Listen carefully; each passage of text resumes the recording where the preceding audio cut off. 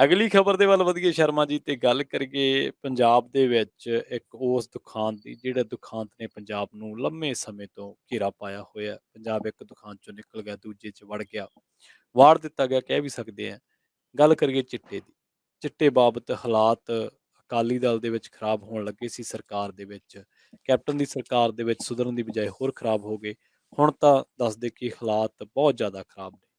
ਇਹ ਗੱਲ ਕਹਿਣੀ ਬੜੀ ਔਖੀ ਹੈ ਕਿ ਪੰਜਾਬ ਦੀਆਂ ਦੁਕਾਨਾਂ ਤੋਂ ਚਿੱਟਾ ਹੁਣ ਕਰਿਆਨੇ ਦੀ ਦੁਕਾਨ ਤੋਂ ਵੀ ਮਿਲਦਾ ਹੈ, ਪਰ ਆਮ ਬੰਦਾ ਕਹਿ ਨਹੀਂ ਸਕਦਾ ਕਿਉਂਕਿ ਪੁਲਿਸ ਦਾ ਡਰ ਹੈ। ਇਹ ਹੁਣ ਗੱਲ ਕਹੀ ਕੀ ਨੇ ਵੀ ਪੰਜਾਬ ਦੇ ਵਿੱਚ ਹਾਲਾਤ ਇਹ ਹੈ ਵੀ ਭਾਵੇਂ ਚਿੱਟਾ ਕਰਿਆਨੇ ਦੀ ਦੁਕਾਨ ਤੋਂ ਵੀ ਲੈ ਲਓ। ਪ੍ਰਵੀਨ ਜੀ, ਇਹ ਪੰਜਾਬ ਦੇ ਰਾਜਪਾਲ ਪੁਰੋਹਿਤ ਨੇ ਕਹੀ ਹੈ।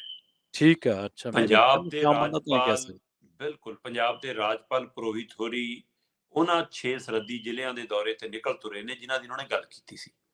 ਠੀਕ ਉੱਥੇ ਹੈ। ਉਹ ਲੋਕਾਂ ਨਾਲ ਮਿਲ ਰਹੇ ਨੇ, ਕਿਸਾਨਾਂ ਨੂੰ ਮਿਲ ਰਹੇ ਨੇ, ਵਿਦਿਆਰਥੀਆਂ ਨੂੰ ਮਿਲ ਰਹੇ ਨੇ, ਨਾਲ ਪ੍ਰਸ਼ਾਸਨ ਅਮਲਾ ਫਾਲਾ ਸਾਰਾ ਲੈ ਕੇ ਗਏ ਨੇ। ਸੋ ਉੱਥੇ ਲਗਾਤਾਰ ਦੌਰ, ਉਹ ਚਾਹੇ ਅੰਮ੍ਰਿਤਸਰ ਜ਼ਿਲ੍ਹਾ ਹੋਵੇ, ਚਾਹੇ ਪਠਾਨਕੋਟ ਹੋਵੇ, ਚਾਹੇ ਤਰਨਤਾਰਨ ਹੋਵੇ, ਚਾਹੇ ਗੁਰਦਾਸਪੁਰ ਹੋਵੇ, ਚਾਹੇ ਫਿਰੋਜ਼ਪੁਰ ਹੋਵੇ, ਚਾਹੇ ਫਾਜ਼ਿਲਕਾ ਹੋਵੇ, ਉਹਨਾਂ ਸਾਰੇ ਜ਼ਿਲ੍ਹਿਆਂ ਦੇ ਵਿੱਚ। ਤੇ ਉਹਨਾਂ ਦਾ ਇਹ ਜਨਤਕ ਤੌਰ ਤੇ ਗੱਲ ਕਹਿਣੀ ਕਿ ਚਿੱਟਾ ਹੁਣ ਸਕੂਲਾਂ 'ਚ ਪਹੁੰਚ ਗਿਆ, ਚਿੱਟਾ ਹੁਣ ਕਰਿਆਨੇ ਦੀ ਦੁਕਾਨਾਂ ਤੇ ਪਹੁੰਚ ਗਿਆ। ਜਿਵੇਂ ਕਹਿੰਦੇ ਪੇਸਟ ਖਰੀਦਣ ਜਾਂਦੇ ਨੇ ਲੋਕ, ਉਵੇਂ ਚਿੱਟਾ ਲੈਣ ਜਾਂਦੇ ਨੇ ਕਰਿਆਨੇ ਦੀ ਦੁਕਾਨ ਤੋਂ। ਤੇ ਇੰਨੀ ਉਪਲਬਧਤਾ ਹੈ, ਤੇ ਕਹਿੰਦੇ ਪੁਲਿਸ ਕਿੱਥੇ ਹੈ। ਤੇ ਜਦੋਂ ਲੋਕਾਂ ਨਾਲ ਗੱਲ ਕੀਤੀ, ਲੋਕ ਕਹਿੰਦੇ ਜੇ ਪੁਲਿਸ ਨੂੰ ਦੱਸ ਦਿਓ ਤਾਂ ਚਿੱਟੇ ਉਹਨੂੰ ਫੜਨ ਜਾਣ ਤੋਂ ਪਹਿਲਾਂ ਤਾਂ ਸਾਡੇ ਘਰੇ ਤਸਕਰ ਆ ਜਾਂਦੇ ਨੇ ਸਾਨੂੰ ਕੁੱਟਣ, ਕਿ ਪੁਲਿਸ ਵਾਲੇ ਉਹਨਾਂ ਨੂੰ ਦੱਸਦੇ ਨੇ। ਸੋ ਇਸ ਮਸਲੇ ਤੇ ਫਿਰ ਉਹਨੇ ਪੁਲਿਸ ਨੂੰ ਨਿਸ਼ਾਨੇ ਤੇ ਲਿਆ ਕਿ ਭਾਈ ਤੁਸੀਂ ਕੀ ਕਰਦੇ ਹੋ, ਤੁਹਾਡੇ ਤੇ ਸਖਤੀ ਦੀ ਲੋੜ ਹੈ, ਤੁਹਾਡੇ ਤੇ।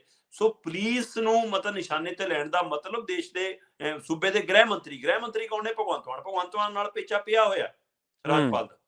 ਸੋ ਇਸ ਲਈ ਉਹਨਾਂ ਨੇ ਕੱਲ ਪੂਰਾ ਕਟਹਿਰੇ ਦੇ ਵਿੱਚ ਪੰਜਾਬ ਪੁਲਿਸ ਨੂੰ ਖੜਾ ਕੀਤਾ ਜੀ। ਤੇ ਜਦੋਂ ਪੰਜਾਬ ਪੁਲਿਸ ਨੂੰ ਖੜਾ ਕੀਤਾ ਤਾਂ ਡੀਜੀਪੀ ਨੇ ਜਵਾਬ ਵੀ ਦਿੱਤਾ। ਡੀਜੀਪੀ ਕਹਿੰਦਾ ਜੀ ਪਿਛਲੇ 5 ਸਾਲਾਂ ਦੇ ਵਿੱਚ ਅਸੀਂ 133 ਪੁਲਿਸ ਵਾਲਿਆਂ ਨੂੰ ਬਾਹਰ ਕਰ ਚੁੱਕੇ ਹਾਂ ਠੀਕ ਤੇ ਹੈ। 200 ਦੀ ਜਾਂਚ ਜਾਰੀ ਹੈ। ਉਹ ਕਹਿੰਦੇ ਕਿ ਸਵਾਲ ਅਧਿਕਾਰੀਆਂ ਨੂੰ ਬਾਹਰ ਕਰਨ ਦੀ ਜਾਂ ਜਾਂਚ ਦਾ ਨਹੀਂ, ਸਵਾਲ ਪੁਲਿਸ ਦੀ ਮਨਸ਼ਾ ਦਾ ਏ ਜੀ, ਕਿ ਤੁਹਾਡਾ ਨਜ਼ਰੀਆ ਬਦਲਿਆ ਕਿ ਨਹੀਂ। ਜੇ ਥਾਣੇ ਹੀ ਉਹਨਾਂ ਨੂੰ ਤਸਕਰਾਂ ਨੂੰ ਸ਼ਹਿ ਦੇਣਗੇ, ਥਾਣਿਆਂ ਚੋਂ ਹੀ ਉਹਨਾਂ ਦਾ ਧੰਦਾ ਚੱਲੂਗਾ, ਕਹਿੰਦੇ ਫਿਰ ਰੋਕੂਗਾ ਕੌਣ। ਸੋ ਇਸ ਲਈ ਇਹ ਦੋਏ ਪਹਿਲੂ ਨੇ। ਫਿਰ ਉਹਨਾਂ ਨੇ ਕਿਸਾਨਾਂ ਨਾਲ ਤਾਰਬੰਦੀ ਵਾਲੇ ਮਸਲੇ ਤੇ ਵੀ ਗੱਲ ਕੀਤੀ ਕਿ ਤਾਰ ਕਿੱਥੇ ਤੱਕ ਆ ਜਾਣੀ ਚਾਹੀਦੀ ਆ, ਤੁਹਾਨੂੰ ਉੱਥੇ ਕਿਹੜੀ ਫਸਲ ਚਾਹੀਦੀ ਆ। ਉਹ ਕਹਿੰਦੇ ਮੋਦੀ ਜੀ ਕਹਿੰਦੇ ਨੇ ਮੋਟਾ ਅਨਾਜ, ਉਹ ਕਹਿੰਦੇ ਨਹੀਂ ਜੀ ਸਾਨੂੰ ਤਾਂ ਇੱਥੇ ਗੰਨੇ ਦੀ ਖੇਤੀ ਦਾ ਵੀ ਦਿਓ ਹੈ। ਸੋ ਇਸ ਲਈ ਉੱਥੇ ਕਈ ਤਰ੍ਹਾਂ ਦੀਆਂ ਚਰਚਾਵਾਂ ਨਿਕਲ ਕੇ ਆਈਆਂ ਔਰ ਜੀ। ਆਮ ਲੋਕਾਂ ਨੂੰ ਜਿਵੇਂ ਮਿਲ ਕੇ ਆਏ ਨੇ ਹੈ। ਫਿਰ ਉੱਥੇ ਨਾਲ ਬੀਕੇ ਜੰਜੂਆ ਵੀ ਸੀ। ਉਹ ਕਹਿੰਦੇ ਜੀ ਅਸੀਂ ਮੰਗ ਲਿਆ ਜੀ ਆ 6 ਜ਼ਿਲ੍ਹਿਆਂ ਤੋਂ, ਇਹਨਾਂ ਹੀ 6 ਜ਼ਿਲ੍ਹਿਆਂ ਚੋਂ, ਚਾਹੇ ਉਹ ਪਠਾਨਕੋਟ ਹੈ, ਚਾਹੇ ਉਹ ਤਰਨਤਾਰਨ ਹੈ, ਚਾਹੇ ਉਹ ਅੰਮ੍ਰਿਤਸਰ ਹੈ, ਚਾਹੇ ਉਹ ਫਰੀਦਕੋਟ, ਫਿਰੋਜ਼ਪੁਰ, ਫਾਜ਼ਿਲਕਾ, ਉਹ ਸਾਰਿਆਂ ਤੋਂ ਕਹਿੰਦੇ ਅਸੀਂ ਮੰਗ ਲਏ ਜੀ ਆંકੜੇ ਡੀਸੀਆਂ ਤੋਂ ਕਿ ਸਾਨੂੰ ਆંકੜੇ ਦਿਓ ਜੀ ਕਿ ਕਿੰਨਾ ਏਰੀਆ ਤੁਹਾਡਾ ਤਾਰ ਦੇ ਪਾਰ ਹੈ, ਕਿੰਨਿਆਂ ਨੂੰ ਅਸੀਂ ਇੱਧਰ ਲਿਆ ਸਕਦੇ ਹਾਂ, ਕਿੰਨੀ ਦੂਰੀ ਹੋਣੀ ਜ਼ਰੂਰੀ ਹੈ ਤਾਂ ਕਿ ਕਿਸਾਨਾਂ ਨੂੰ ਰਾਹਤ ਮਿਲ ਸਕੇ। ਕਹਿੰਦੇ ਅਸੀਂ ਆંકੜੇ ਇਕੱਠੇ ਕਰਨੇ ਆ। ਸੋ ਇਸ ਹਵਾਲੇ ਨਾਲ ਇਹਦਾ ਮਤਲਬ ਉਹਨਾਂ ਇਲਾਕਿਆਂ ਦੇ ਵਿੱਚ ਰਾਜਪਾਲ ਜੇਕਰ ਆਪਣੀ ਪੈਰਲਲ ਸਰਕਾਰ ਚਲਾ ਰਹੇ ਨੇ, ਰਾਜਪਾਲ ਪੁਲਿਸ ਨੂੰ ਜਵਾਬਦੇਹ ਬਣਾ ਰਹੇ ਨੇ, ਰਾਜਪਾਲ ਕਿਸਾਨਾਂ ਦੇ ਮਸਲੇ ਹੱਲ ਕਰ ਰਹੇ ਨੇ, ਤਾਂ ਉਹ ਕਿਹਦੇ ਵੱਲੋਂ ਖੇਡ ਰਹੇ ਨੇ? ਉਹ ਦਿੱਲੀ ਵੱਲੋਂ ਸਹੀ। ਖੇਡ ਰਹੇ ਨੇ, ਉਹ ਕੇਂਦਰ ਵੱਲੋਂ ਖੇਡ ਰਹੇ ਨੇ, ਨਰਿੰਦਰ ਮੋਦੀ ਵੱਲੋਂ ਖੇਡ ਰਹੇ ਨੇ। ਉੱਥੇ ਬੀਐਸਪੀ ਉਹਨਾਂ ਦੀ ਵੀ ਹੈ ਤੇ ਬੀਐਸਐਫ ਲੱਗ ਗਈ ਉੱਥੇ ਬਾਰਡਰਾਂ ਤੇ। ਅੱਧਾ ਪੰਜਾਬ ਉਹਨਾਂ ਨੇ ਵੈਸੇ ਕੰਟਰੋਲ ਕਰ ਲਿਆ ਤੇ ਉਸੇ ਏਰੀਆ ਦੇ ਵਿੱਚ ਰਾਜਪਾਲ ਲਗਾਤਾਰ ਸਰਗਰਮ ਨੇ।